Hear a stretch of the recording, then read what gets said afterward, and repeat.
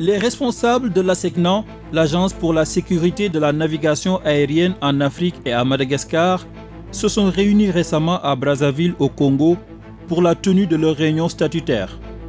Ce fut l'occasion pour les pays membres de consolider les capacités d'intervention des ressources humaines de l'agence et d'anticiper les évolutions futures dans la fourniture de services de navigation aérienne. Les reporters de Wari y étaient.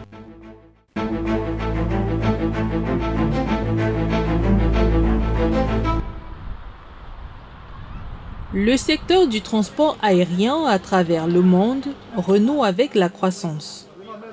Au sortir des contraintes, des exigences, des restrictions et autres reports liés à la pandémie Covid-19, le trafic aérien a enregistré en effet une reprise soutenue depuis 2022. Le ciel d'Afrique s'inscrit dans cette relance.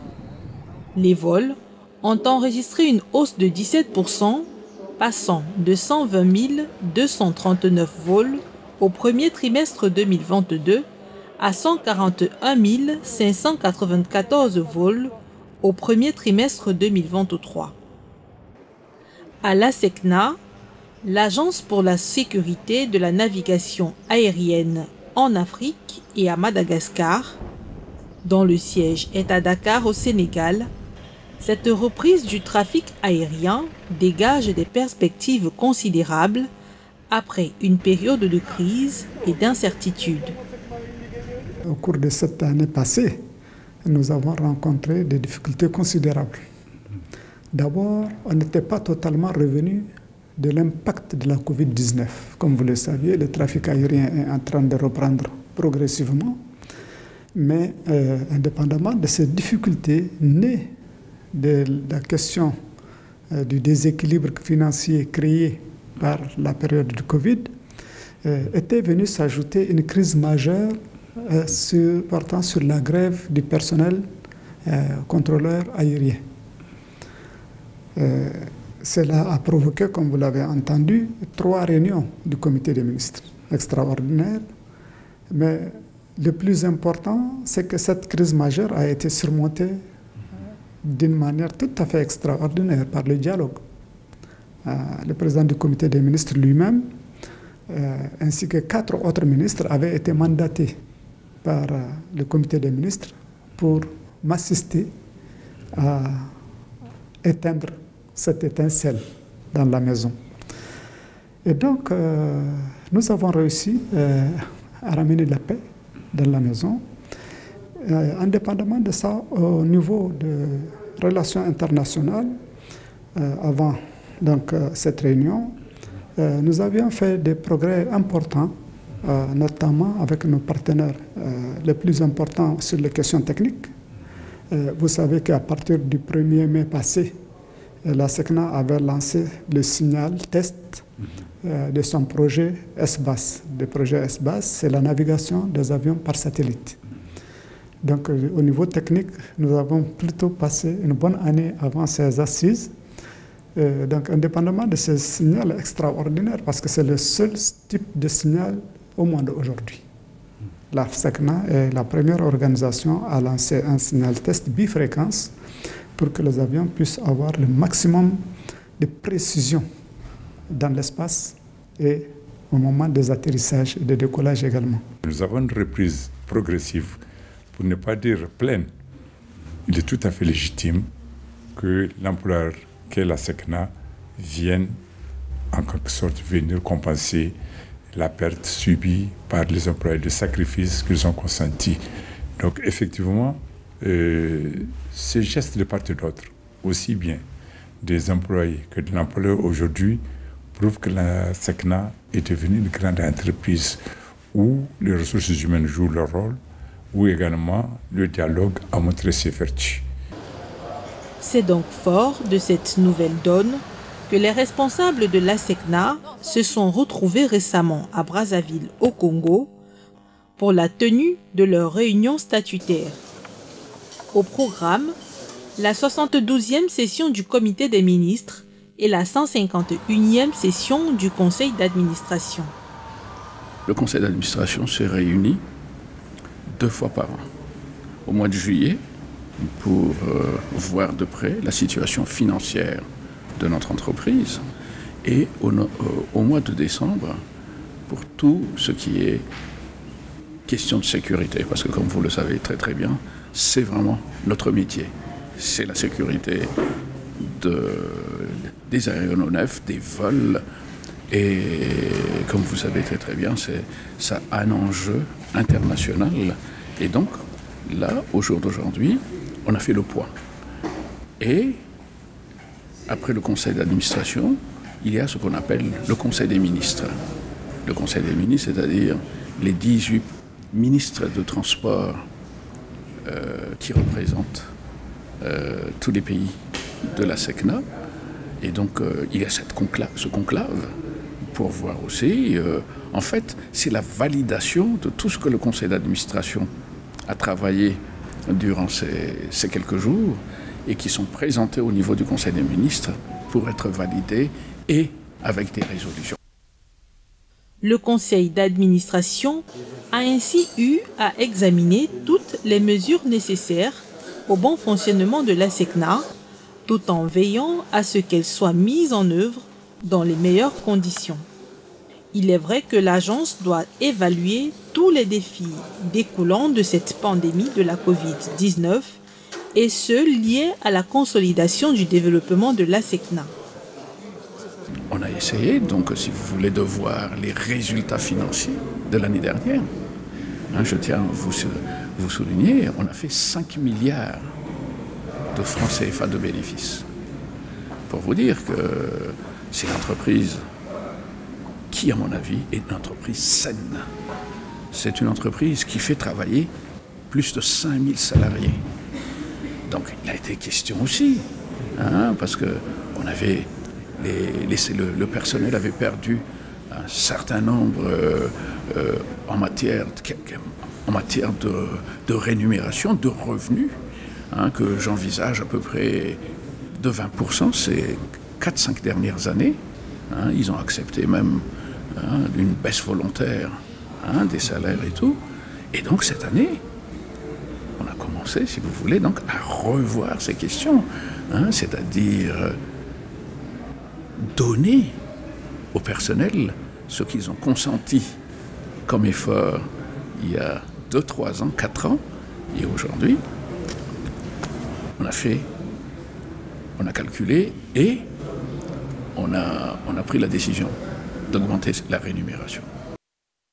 Quant à la 72e session du Comité des ministres, dont la cérémonie d'ouverture a été présidée par le Premier ministre congolais Anatole Koliné Makosso, elle avait d'entrée posé son cachet solennel. En effet, c'est dans cette instance que se définit la politique générale de la SECNA. Le comité se réunit au moins une fois par an en session ordinaire. La présidence est tournante à un rythme annuel. La SECNA est bâtie sur 3 piliers. La solidarité, qui cimente l'engagement des États à mettre en commun leurs moyens pour mieux gérer collectivement leurs espaces aériens. Les ressources humaines de qualité au service de notre agence et la quête permanente de l'excellence à travers l'innovation technologique. Forte de 63 ans d'expérience, la SECNA est devenue une référence dans le monde de l'aéronautique. Pour preuve, l'agence a reçu en 1972 le prix Édouard Warner, la plus haute distinction dans le domaine de l'aviation. Les succès de l'agence pour la sécurité de la navigation aérienne en Afrique et à Madagascar confèrent à la SECNA la qualité d'un support de coopération qui devrait s'étendre à l'ensemble des pays du continent à travers le marché unique du transport aérien en Afrique. D'ailleurs, la 72e session du comité des ministres de la SECNA, nouvellement présidée pour un an par le ministre congolais des Transports, de l'Aviation civile et de la Marine marchande, Honoré Saï, a confirmé l'adhésion de la République du Rwanda à compter du 1er janvier 2024 comme membre de la SECNA. En mars 2023, les autorités rwandaises avaient renouvelé leur volonté de faire partie intégrante de la communauté ASECNA en paraphant le document qui officialise cette adhésion comme le 19e État membre de l'Agence pour la sécurité de la navigation aérienne en Afrique et à Madagascar. I think this is very, very important to Rwanda, joining this big family. And then of course, je pense que cela est très important pour le Rwanda de rejoindre cette grande famille et bien sûr d'être ensemble en tant que pays africains. Personne n'ignore que l'Afrique est un grand marché, notamment dans le secteur des transports, qui est la clé de l'évolution. Donc le Rwanda a choisi de rejoindre la SECNA parce qu'en plus de l'opportunité d'être entre pays africains, nous voulons nous construire ensemble dans le secteur de l'aviation. Le deuxième avantage pour notre pays, c'est d'avoir un même système de trafic, un ciel unique. Il y a pas mal de défis sur le continent, notamment le partage de ciel ou nos systèmes de navigation. Aujourd'hui, le Rwanda est le 19e membre.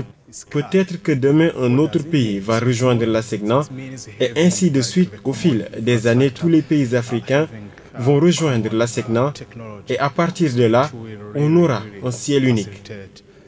Cela signifie avoir des infrastructures communes, avoir des technologies communes qui vont vraiment nous permettre d'évoluer rapidement et bien sûr le partage d'expériences, le partage de connaissances et de savoirs, la capacité de construire notre staff et d'avoir plus que des infrastructures et la technologie.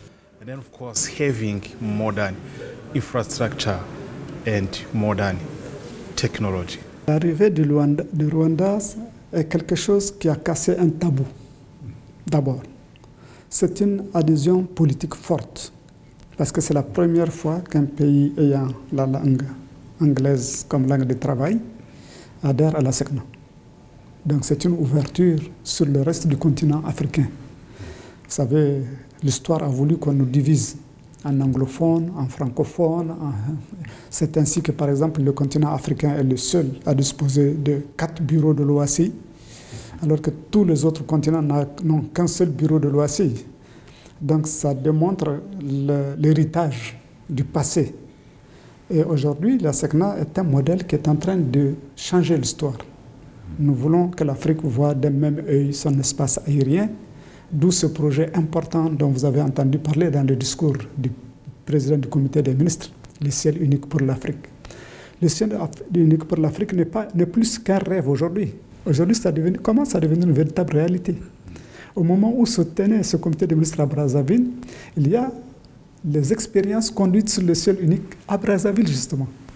Il y a des experts actuellement qui sont en train d'expérimenter le modèle de ciel unique pour l'Afrique, la capacité de contrôler tout l'espace africain à partir d'un centre. Le comité des ministres a adopté des décisions importantes dans le domaine du statut unique du personnel et du code de rémunération au titre de l'intégration de nouveaux aéroports dans les activités communautaires et enfin au titre de l'obligation de réserve et de continuité du service public. Oui, Brazzaville a apporté un souffle que la SECNA n'a jamais connu par le passé. D'abord, au niveau institutionnel. Vous avez vu que les ministres ont proposé la modification d'un article de la convention de la SECNA. Ça veut dire qu'au plus haut niveau de décision politique, les ministres ont pensé qu'il faut renforcer cette organisation et pour cela, ils ont recommandé la révision d'un article de la Convention. Deuxième volet majeur des décisions prises ici à Brazzaville, c'est le statut du personnel. le statut du personnel a été très, très profondément modifié, et très positivement, à la fois dans l'intérêt de la SECNA, mais aussi dans l'intérêt des travailleurs de la SECNA. Mais au-delà de la modification des statuts, c'est que les ministres ont fait un geste extraordinaire. Ils ont considéré que nous avons passé quand même 4 ans de difficultés. Depuis 2019, avec la Covid, les travailleurs ont beaucoup souffert. Ils ont perdu beaucoup de pouvoir d'achat.